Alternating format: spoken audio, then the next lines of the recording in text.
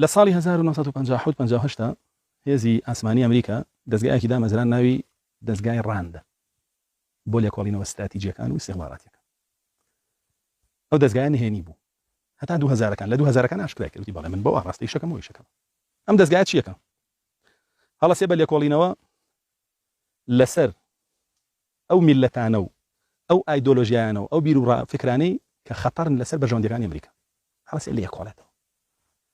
دواتر تەقریرێکە نووسێ ئەیداتە دەستی دەسەڵاتدارانی ئەمریکا کە ڕێژەی خەتەریەتی ئەم میلەتە ئەوەندەیە، ڕێژەی خەتەریەتی ئەم بیر و باوەڕ و فکرە ئەوەندەیە. ئەگەر بمانەوێت لە بینی بەرین ئەوەنە کاتمانەوێ، ئەوەنە چەکمانەوێ، ئەوەندە ئینسانمانەوێ، ئەوەندە جاش و خۆفرۆشمانەوێ، ئەوەندە جاسوسمانەوێ. ئیتر وردە وردە ڕای گشتی ئەمریکا با بڵێن دەسەڵاتدارانی ئەمریکا، ڕای سیاسی ئەمریکا و ئەوروپا ئیشی لەسەرەکەن و تەطبیقیەکەن هەنگاو بە هەنگاو. ئەم موسسەیە کاریگەرترین، یعنی ئەم دەستگای ڕاندە کاریگەرترین دەستگایە لەسەر بڕیارەکانی ئەمریکا و ئەوروپا بەگشتی. و لە هەمان کاتیشە ساڵانە 150 ملیۆن دۆلاری بۆ سەرفەکرێ. هەزاران لێکۆڵەری هەیە، هەزاران با بڵێن مێژوو زانی تایە، هەزاران با بڵێن کۆمەڵ ناسی تایە، هەزاران با بڵێن ئەدیان ناسی تایە. هەمووی بڵاوی پێکراوە لە عالەمە. یاسانێکی سەرەکی سەرپەرشتیانەکەن و معلوماتەکانیان بۆ نەمانی شیکاری بۆکەن و وردەبنەوە لێ و لێکۆڵنەوە و دواتر تەقدیمیەکەن. یەکێک لە گەورەترین با بڵێن کەسایەتیە کاریگەرەکان لەناو ئەم موسسەیە لەم ساڵانی دوایە دۆناڵد ڕامسفێلد بوو، وەزیری دەرەوەی ئەمریکا. پێشەوەیش کۆندالیزا ڕایس بوو، دواتر زاڵمای خەلیلزاد، دواتر ژنەکەی کە ناوی شێراڵە کە یەهودیە خەڵکی نەمساحە لە ئەسڵا، ژنی زاڵمای خەلیلزادە کە باڵێزی ئەمریکا بوو لە ئەفغانستان، دوای بوو باڵێزی ئەمریکا لە عێراق.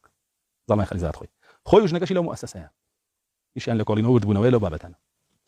کەسایەتی زۆری تیا بۆ بە درێژای مێژوو، یعنی کە ئەڕۆی سەیرەکەی زۆربەی وەزیرەکانی دەرەوە و زۆربەی وەزیرەکانی استیخباراتی ئەمریکا پێشووتر لێکۆڵەر بوون لە موسسەی ڕاندا، لە دەستگای ڕاندا. ئەم دەستگای یەکێک لە گەورەترین شیکەرەوەکانی ئەم ئافرەتەیە. ریشالد ئیرنالد شتێکی وایە، بیرنالد شتێکی وایە. ئەم ئافرەتە لێکۆڵینەوەیەکی کرد لە ساڵی 2003 لەسەر ئیسلام و لەسەر مسلمانە. هەستا کتێبێکی نووسی بە ناونیشانی الئیسلام الدیموقراطی المەدەنی. ئەم کتێبە تەقریری کۆتایی ئەو موسسە بوو لەسەر ئیسلام و مسلمانان لە هەموو عالەمە. باشە یاداشتی کۆتایی ئەو دەستگایە بوو، دەستگای ڕان. کەم ئافرەتە نووسی دوای بەحث و لێکۆڵینەوە بە سەرپەرشتی خودی خۆی کە سەرپەرشتی هەزاران لێکۆڵەریە کرد لە هەموو عالەمی ئیسلامی، ئەگەر نەگەشت بێتە 10,000. هەمووی تەقریرەکان کۆکرانەوە خرا بەردەستی ئەو لێکۆڵیەوە و لێکۆڵینەوەکەی بەرهەمی تقریبا 13 ساڵ بوو. لە ساڵی 90ەوە خەریکی بوو، 2003 کۆتایی پێیان. ئەم لێکۆڵینەوەیە بڕیاری ئەوەیدا، یعنی خود دەرەنجامەکەی ئەوە بوو کە مسلمانان ئومەتی ئیسلامی 4 تاقمن. 4 تاقمن. تاقمی یەکەمیان پێوترێ لای ئەوان ئوسولیەکان، ڕادیکاڵەکان.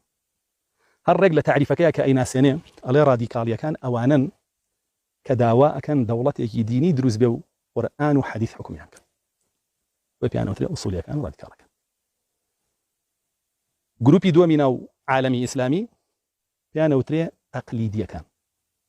لە باسی تەقلیدیەکانە شیعە هێنێ، سۆفیە هێنێ و کۆمەڵێک مسلمان کە با بڵێن عامی ئیسلامیان قبوڵە، بەڵام ئامادەییان تایە لە هەندێک ئەساسیەتە تەنازل بکەن، گوێ نادەنێ. مانی ناونا مسلمانە تەقلیدیەکە.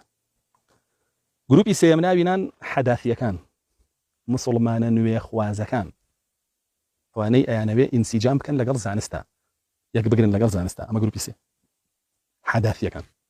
ئەوانەیانەوێ نوێکاری بکەن لە ئاینە. شیعاری چیان بەرز کردوێتەوە؟ ریفۆرم لە دینە، هەر ئەڵێ نەبێ دین ریفرێش کرێتەوە. ئەمانەش گروپی سێم. گروپی چوارەم ناوینە مسلمانە ئەلمانیەکان. مسلمانە ئەلمانیەکان. ئەمە ڕێک بڕۆن تەماشای بکەن لە تەقریرەکەیان وسراوە بە جوانی. وتی ئێمە ئەبێ ئیش بکەین لەسەر ئەم 4 گروپە بە ئاڕاستی خۆمان. چی بکەین؟